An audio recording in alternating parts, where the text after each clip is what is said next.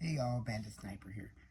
Today we're going to be discussing and demonstrating how to operate and disassemble a Bear Creek Arsenal side chargers. This is my brand new upper. I just got not too long ago. It is a 24-inch heavy barrel, a part of basically an AR RPK build, light machine gun, squad automatic weapon, IAR, infantry automatic rifle build. We'll discuss that in a future video once this is finished built. This is still being built. This is on my pistol lower, actually. On my pistol lower. With my BTR tactical brace. I mean not BTR, the BTR, Magpul BTR brace.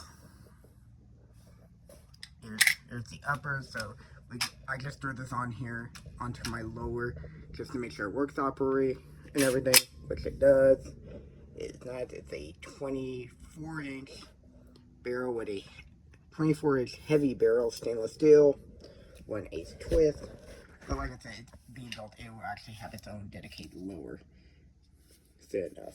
This is actually my old lower that this was on. My AR pistol. I just field stripped the parts once I got this M4 PS8 M4 lower.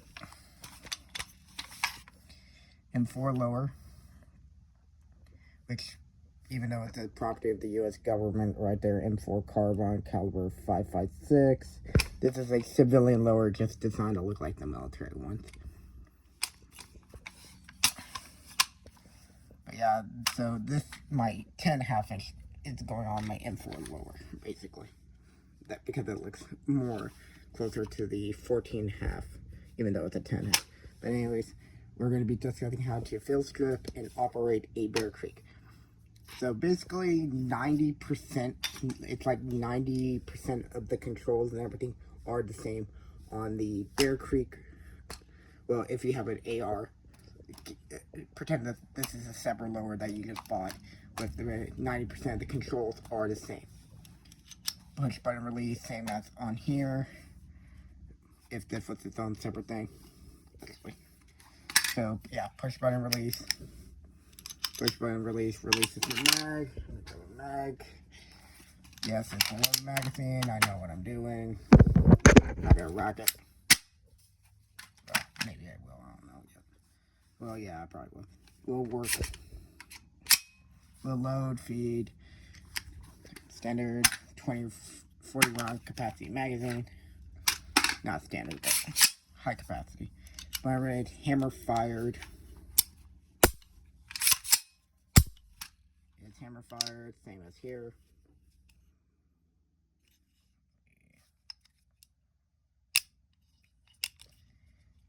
Magazine catch. I mean, not magazine. Yeah, magazine slash bolt catch. Will lock open if this had an empty mag. Standard push button. But the only thing that is going to be different, as you can see, so this would be your typical AR upper with a rear charging handle. This doesn't have a rear charging handle. This has a plug in the back, and it's milled slightly different inside, still allowing the bolt in here to operate, but this just closes up so no gas won't release back. But fun fact, the way they designed the Bear Creek Arsenal side chargers, this bolt in here, and I'll show you in a minute, this bolt is identical to this bolt. This is a, basically, this is a, I don't know, let's see if that shows up, MIP full auto bolt carrier that came with this one. These bolts are exact same dimension wise and everything, except for it doesn't have the desk cover cut like here. So on here you have your desk cover port, so this will close right here, so when you rack the gun, shoot it, or even on a closed one, and you go to close it, it will open it up. Let's see if I can exactly. Boom. If that was there when you rack the gun, that will open up. This doesn't have, so this bolt can go in here and will operate on this cart. I'll show you that in a minute. But this bolt, technically you could get this bolt to work in here. The thing is, you couldn't operate the gun if for some reason you had a malfunction and you need to charge the gun or whatever. I have already tried my emergency charging handle technique in the previous video. We can try. I'll probably see if I can develop a better technique. That way you can still have a way to rear charge it if you have to use a standard bolt. Because this is pretty much a proprietary bolt. Even though these are exact same, this doesn't have the cut. Like I said, this actually has extra material. The material they would cut here for the charging handle. So, like I said, 90% of the controls are the same on here except for the side charging operation. Just take down your AR as always.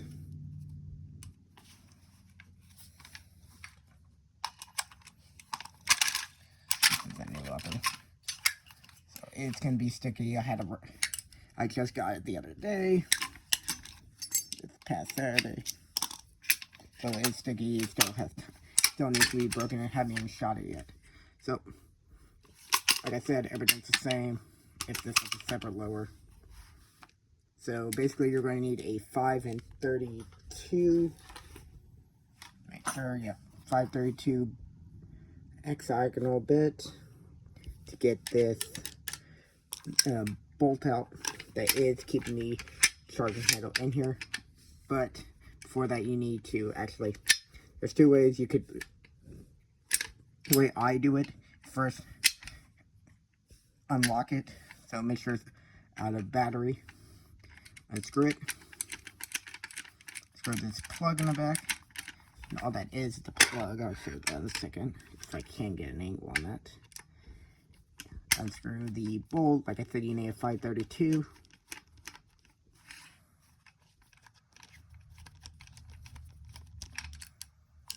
And the bolt. And the charging handle will come out. See, this has got a little bit of oil from the gun. And then we'll just slide out. See? It is the exact same bolt, pretty much, except for the cut here and having its own, the padded charging hand, BCA, Bear Creek, or sunshine, similar cuts. So this is a full auto bolt. This is a full auto. The cuts here are a little bit lower, a little bit different. These are more farther back on this one. It's a little bit wider back here than this one, but pretty much the same group, same railing. Not that much different between each. Some are keyhead profiles. If I was able to remove the keyhead, they would be interchangeable. Both will lock back. They take down same way. Yep. So, like I said, where's the Bear Creek bolt? This one's the Bear Creek. Like I said, the Bear Creek bolt is identical to any standard AR-15 bolt. It's identical to any AR-15 bolt. So you could, hypothetically, if you need to, take your Bear Creek bolt, slam it in, and it will work fine. Man, yeah, I got dirt on here. I didn't even realize that, how dirty this one is. But yep, will work. Probably fire.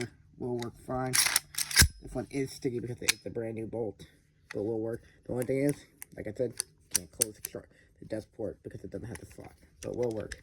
Though, even though this will work on here too, the standard AR-15 bolt, it's that there is no way to rack it unless you get a tool in the back. Actually, let's try that out. See if we could rack this gun.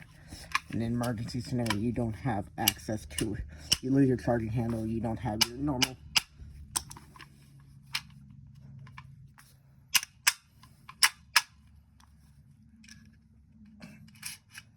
And yeah, you could charge that. Yeah, you could hypothetically charge this. So, let's drop the hammer. Yeah, this could be done easily. An emergency serial, though, if you have a continued malfunction, you're kind of screwed at that point. And you can't even dumb it if you need to. But like I said, the benefits of let's get to the benefits and cons of having a side charger over a standard bulk carrier group. So the benefits of having a side charger over a standard bulk carrier is that your standard side charger, if you're not like allows you to rack the gun easy. In my opinion, I find side chargers a little bit easier, especially with new beginners, to rack it, because this is kind of plays like basically like an AK. Okay, say this is your lower. Okay, your new trigger. Okay, this is the trigger. Obviously, this do something to release something to hit the firing pin. It's your magazine catch. It's your selector and whatnot. Yes, I have a binary, homemade binary in there. Barely make it out. Yep. Safe. So yeah, I'll do in the future. Discuss this in the future. This is something interesting. I'll link when I go over that. This comes information from another video, but that's for the future. But the benefits are that you have a sidecar easier to rack, especially from the prone upward hand instead of trying. You don't take your eye off your optic here instead of trying to move your head, tilt your head to shoot.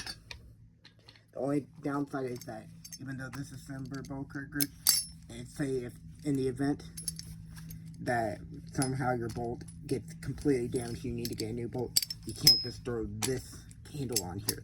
This is basically a proprietary part, even though the bolts are interchangeable and everything. This feels just the same way, so I won't go going into that. But yeah, if y'all like this, leave a like, tell me what you think of the video, and hope y'all enjoy. I'll go into the full specs of the gun in a future video. This was just mainly going off of the upper receiver portion, not the barrel assembly and everything. That will go into a field video when I finish building out this for the RPK AR build. Okay? Like I said, if y'all enjoyed this, leave a like, tell me what you think of it, and I hope y'all enjoy.